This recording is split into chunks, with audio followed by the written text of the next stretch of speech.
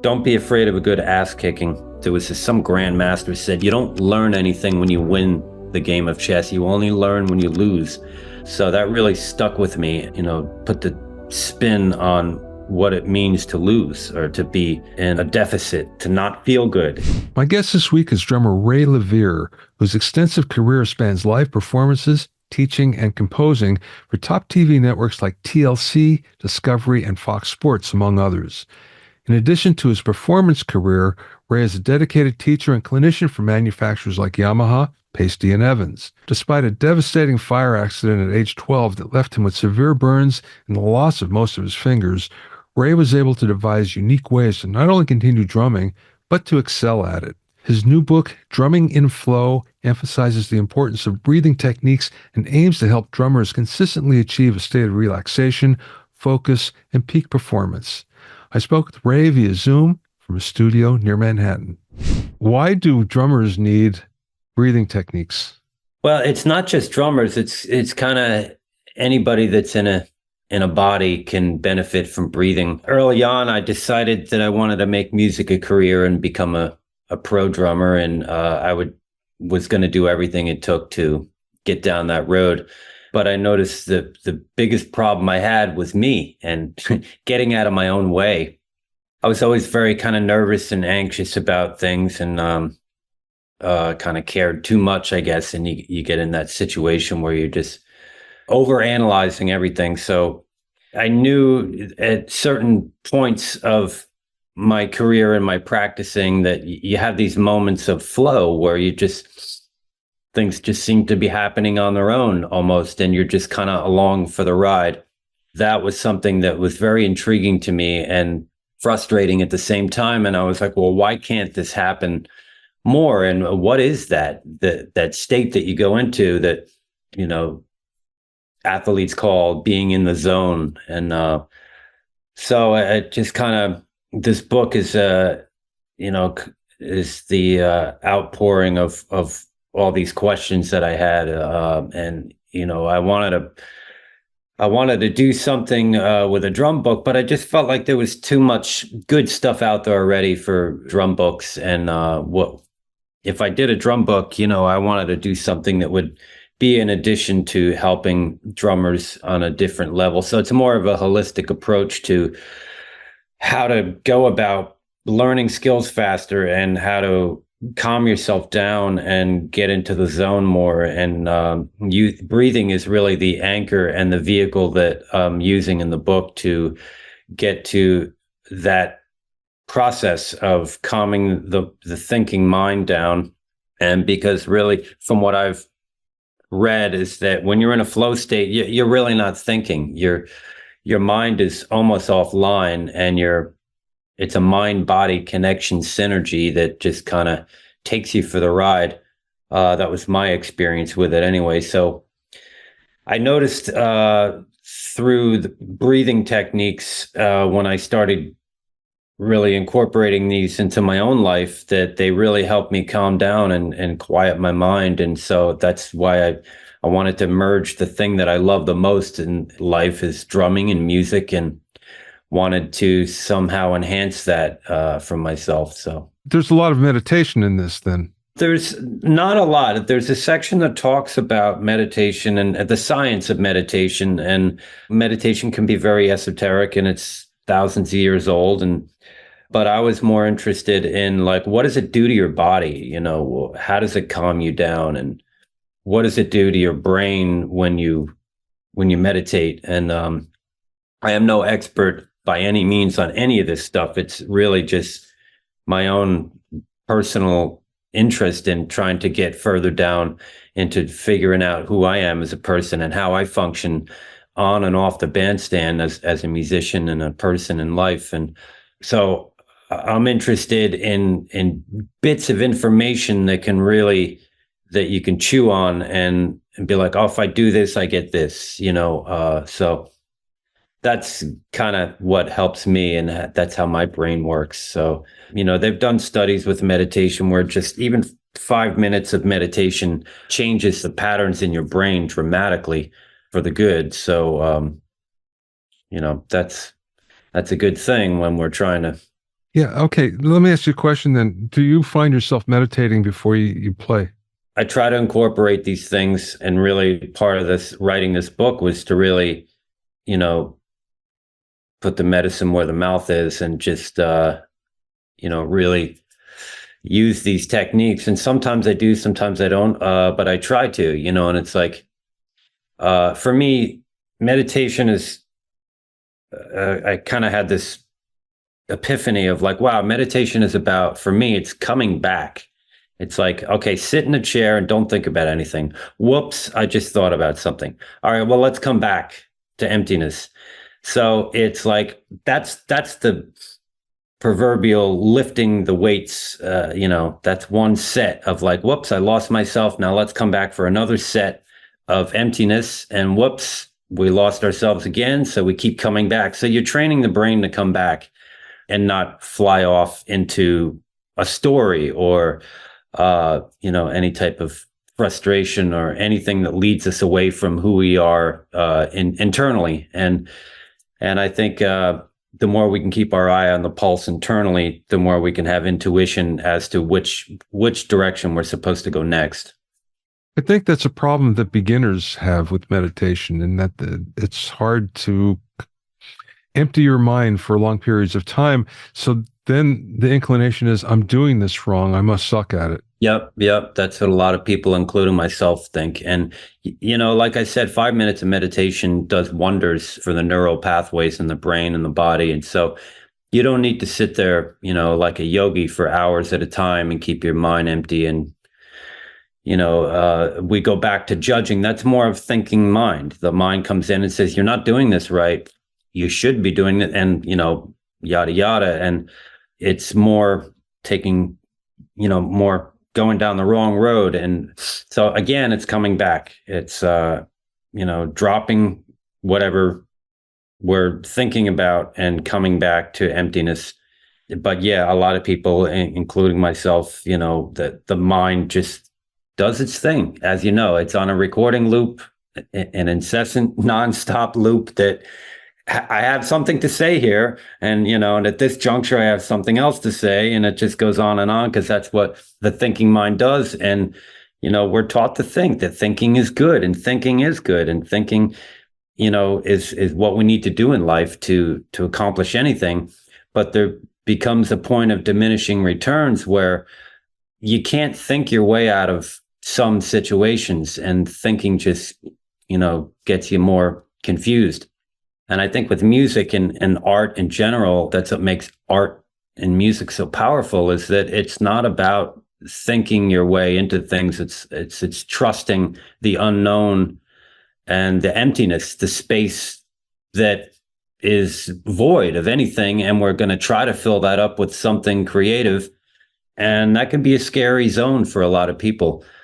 So that's the beauty, that's the double-edged sword of being an artist and musician, I guess, is that, if you're a 9-to-5er and you go to a bank job, you're not forced in those situations. You're just kind of punching the numbers. Let's talk about your background for a little bit. You obviously have a strong mind because you had a lot to overcome to become a musician. So let's talk about that for a second, because I think that could be inspirational for some people. You find yourself in a situation, everything's going along 12 years of your life. And then at 12 years old, you get caught in a fire, and you find yourself in a burn unit fighting for your life. I was burned over 65% of my body from my belly button up. And so basically I spent the next 6 months of the unburned skin on my legs was where they grafted and took skin, the healthy skin, and put it on my upper part of my body that didn't have any skin anymore. So that was a daily, painful, torturous process. So the one thing that I kept thinking about were the drums. And I just started playing the drums. I knew my one rock beat, which is just booch, catch, very simple.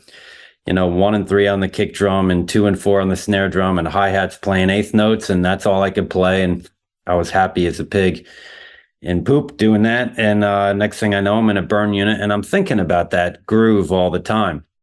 And I'm thinking about it and thinking about it. And it gave me solace, and it gave me a sense of comfort, and it took me out of my situation of pain. And it became a positive thing for me. And I remember my mother at one time during a visit, I was in pain, and she said, well, think healing thoughts. And that got me down the road of thinking like, well, what do I like? And so I drumming in that one groove kept coming back to me, and I kept thinking of a certain dog that I wanted. And my mom was like, all right, when we get out of the hospital, we're going to get you that dog. So I just kept thinking about these positive things, and the drumming became this positive influence in my mind. And so when I got out of the hospital, my father, who was just calling me now, said, we're going to get you that drum set. And so lo and behold, the day came where I got out of the burn unit and got home, and I got healthy enough. And my dad, kept his promise and took me to the music store and got me a drum set. So that was an amazing day, and I'll never forget it. And so the drums became this thing that just helped me lift myself up positively and mentally and physically.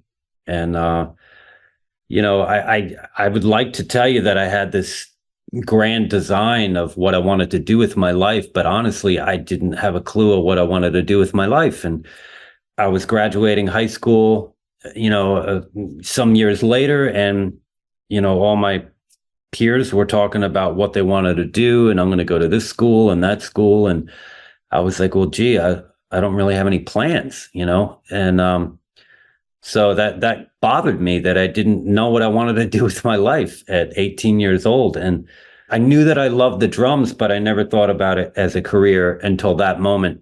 And I was like, well, maybe I can be a professional drummer. Maybe I can find a drum teacher to teach me all the different styles and everything I need to know. And if I practice really hard, I might have a shot at being a career drummer. So that's the path I chose. Many years later, here I am, still practicing every day, and it never ends.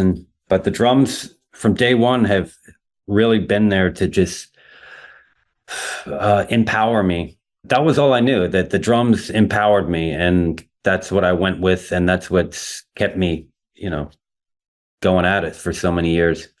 How did you manage to hold the drumsticks?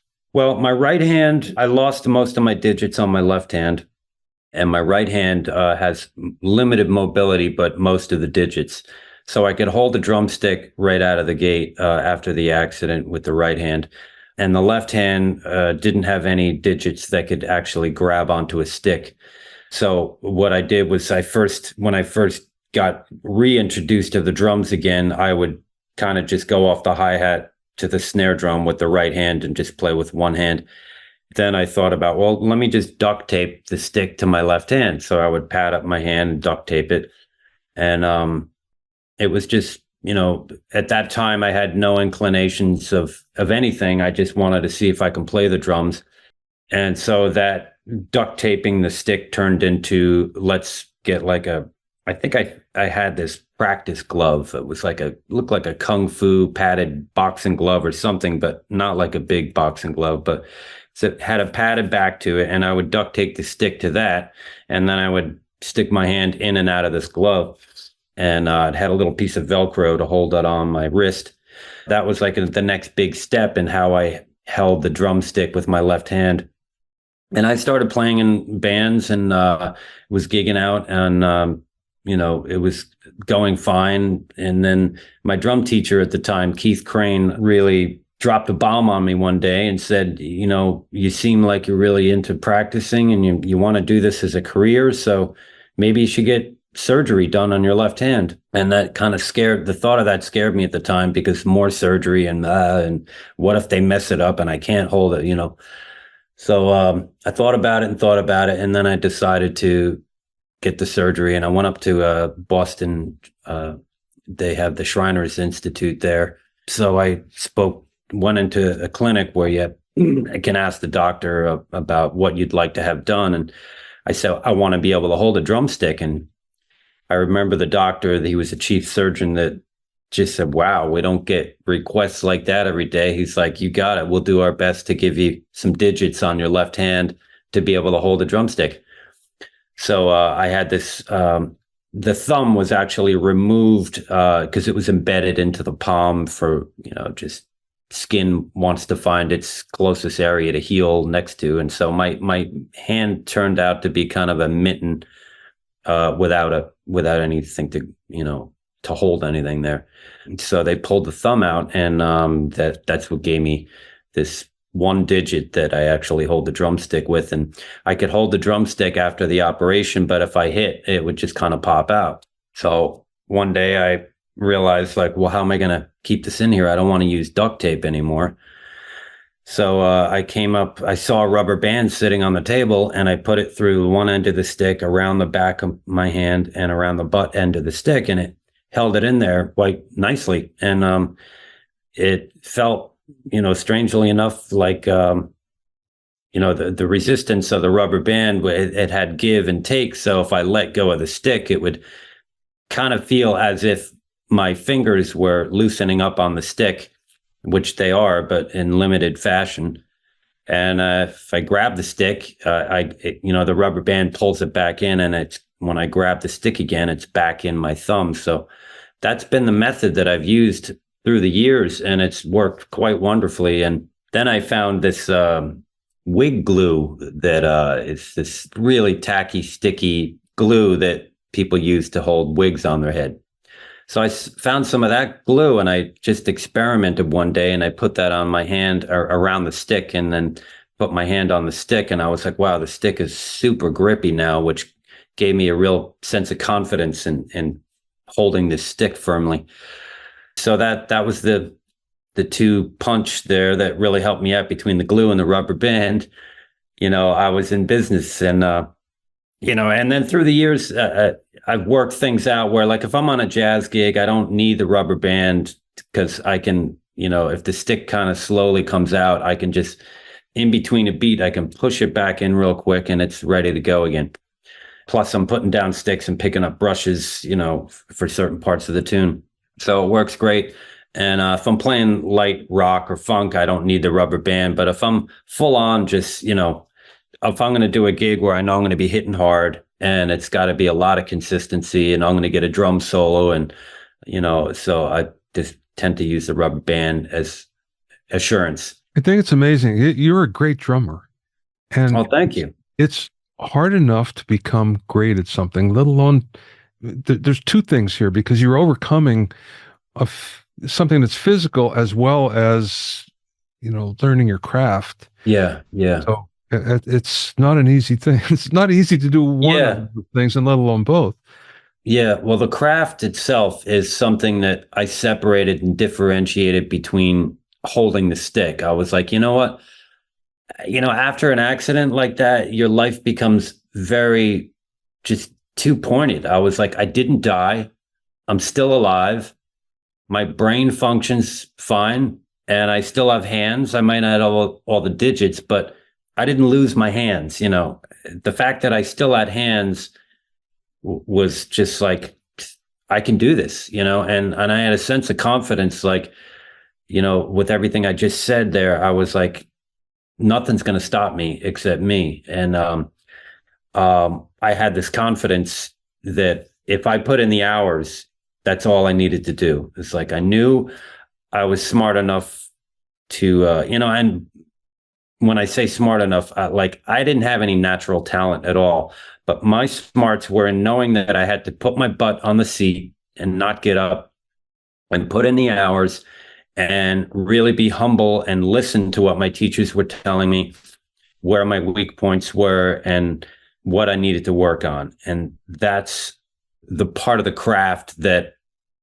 is just inseparable from learning anything. As you know, like, if you want to write a book, you got to put your butt to the seat and your fingers to the keyboard, and you got to crunch out so much per day. And you got to keep it in your mind when you're away from it, to think about what's the next step.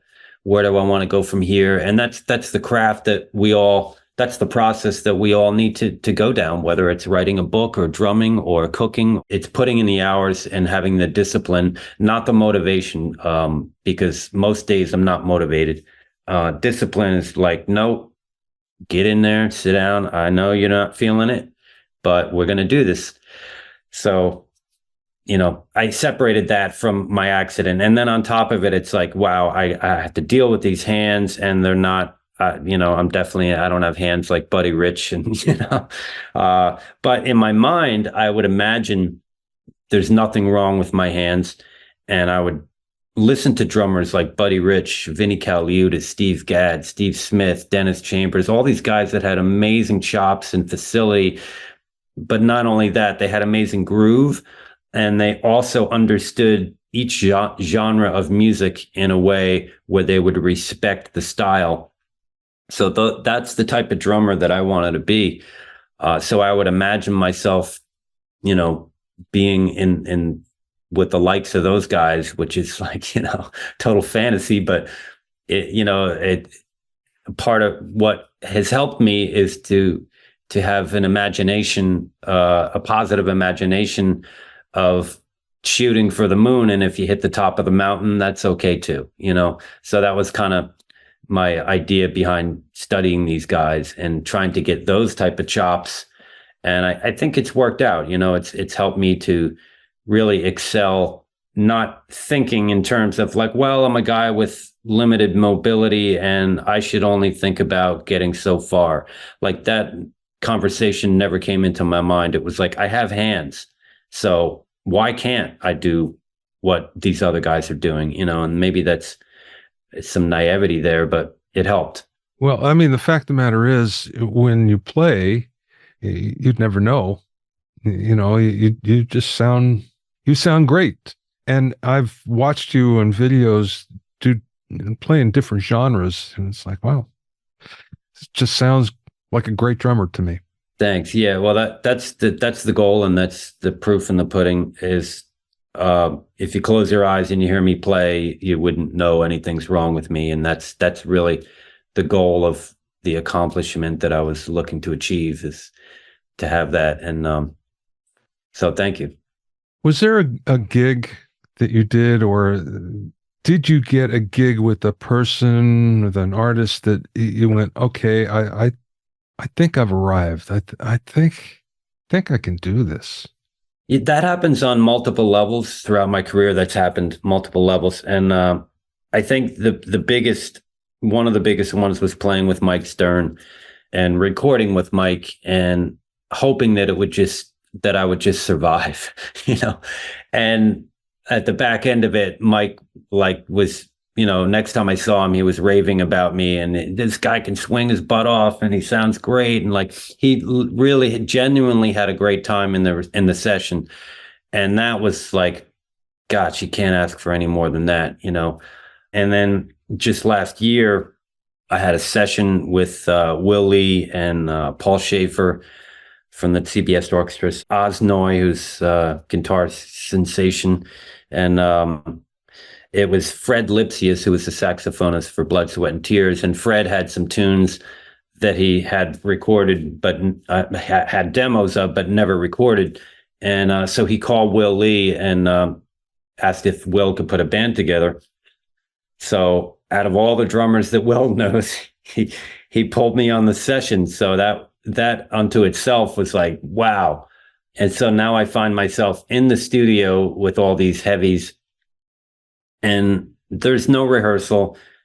There's not even tunes. They're just demos. And we're all in the studio, and Fred's got 10 tunes he wants to do that day in one day. And we're all thinking like, wow, this isn't going to happen, and so I rehearsed the demos as much as I could and got, the grooves together and, tried to do some foresight into where these might go musically. And I just would try to prepare to the best of my ability, but I still felt rattled because I was like, wow, oh man, it's like there's no rehearsal. So the day comes and we went to Sears Sound Studios in Manhattan, and I'm in this iconic studio with these amazing musicians. And the first song we're recording it, and it's going pretty good, and I'm nervous. And I look up and I realize like, wow, Paul and Will and Oz, and they don't know the tunes either. Like, nobody had a rehearsal, and I'm just the drummer. I got to play the groove, but, Paul Schaefer's got to think about chords and rhythm within his playing. And, so all these guys have much more on their plate than I do. So that really relaxed me into the situation. And we spent almost 2 hours on the first tune. And all of us are looking at each other like, wow, Fred is just, having illusions here. Like, there's no way we're going to get 10 tunes done.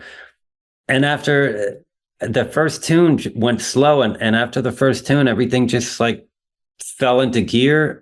And next thing you know, the end of the session came and we had 10 tunes in the can, and I felt really good about what we did, and everybody seemed happy. And, that's what more can you ask for, so that was a real, just amazing session for me. And, that was one for the books and a feather in my cap and all of the above. And so, and then Randy Brecker, Fred is, friends with Randy Brecker, so he asked if Randy would solo on one of the songs. So Randy did that in his home studio and put a solo on one of the tunes.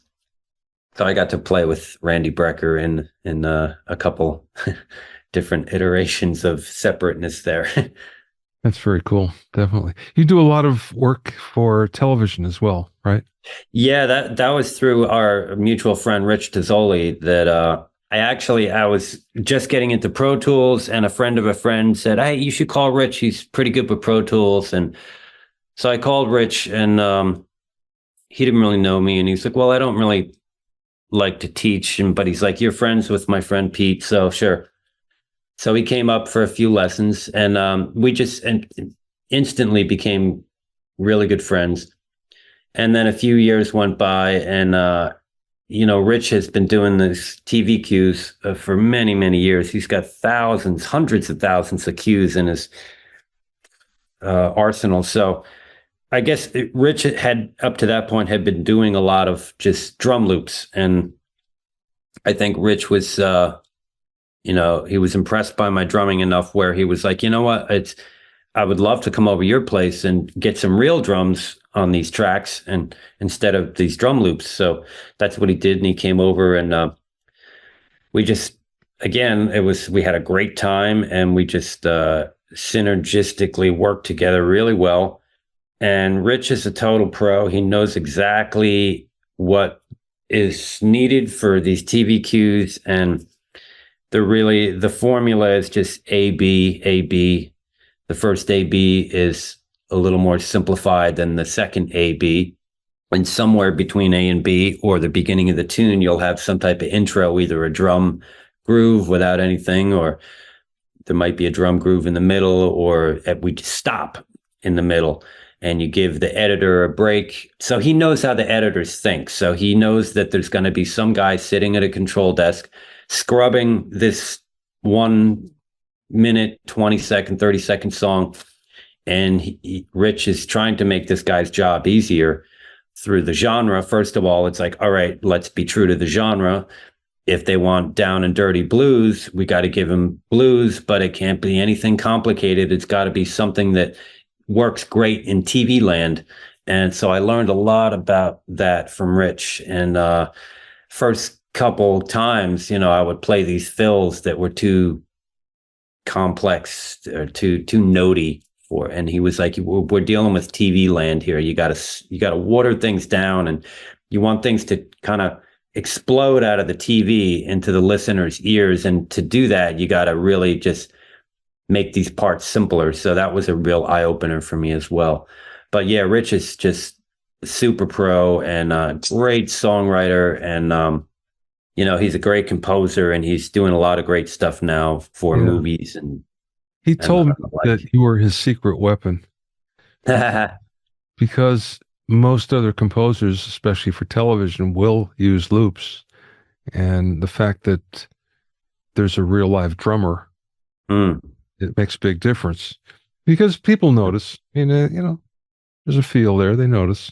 Yeah. I guess they would notice the feel of a real drummer, even if they don't really take it in. They feel something has got some more groove or grit or grease. Yeah, definitely. Okay, so your book is out now? Yeah, it just came out. It's on Hudson Music, and it's available through their website. And I believe it just came out on Amazon as well a few days ago. It's called Drumming in Flow, and it's designed to, through what we talked about, through breathing techniques and meditation and neuroscience, to get you out of your thinking mind and into your body more, to anchor you towards a flow state. Very cool. Okay, last question. So what's the best piece of advice that maybe somebody imparted to you or you learned along the way? Don't be afraid of a good ass kicking. That, it's like, I heard somewhere about, I was really into playing chess at the time, and there was some grandmaster said, you don't learn anything when you win the game of chess. You only learn when you lose. So that really stuck with me. And it kind of, put the spin on, what it means to lose, or to be in a deficit, and to not feel good, and like, how am I going to regroup? And again, it's like with the book coming back, meditation is like coming back. So how do I regroup? How do I get back to where I was, to help me along the lines? And it's about staying humble, and it's about being teachable. And if I can't teach you anything, like, well, you're not listening. So there's nothing I can say to you. So I think the most powerful thing that anybody can do is just remain humble, remain open. There's a book that I reference in my book, and it's one of my absolute favorite books. It's by Shunryu Suzuki, who's a Zazen master from Japan, and it's called Zen Mind, Beginner's Mind. And any musician or non-musician should do themselves a favor and check this book out. It's so heavy, and there's so many great quotes in there about not losing the lesson, and not putting the cart before the horse, and all these great things about just remaining open and remaining teachable. And the beginner's mind is a mind that is open. It's an empty vessel that can be filled. But in the expert's mind, there's not much you can teach an expert. He knows it all, So that's what my takeaway from that book. But it's a really heavy book, and there's a lot of great stuff in there. I highly recommend it. So that's keeping the beginner's mind is another thing that I guess it all relates to everything else I just said there. Very cool. I think that's a good place to stop. Thank you so much, Bobby. It's an honor and a pleasure to be on your show, man. Well, it's my pleasure. This was an excellent conversation. I really enjoyed it. And I know we're going to run into one another again soon. Yeah, I feel that. And I hope that, yeah, absolutely. All right. Thanks, Bobby. Take care, Ray. God bless, brother. Have a good day. You too. Bye-bye. Thanks for listening and being in my inner circle. Remember, if you have any questions or comments, you can send them to questions@bobbyowsinski.com. You can also learn all about the latest in music, audio, and production news, and find out about openings for my latest online classes at bobbyowsinski.com. This is Bobby Owsinski. I will see you next time.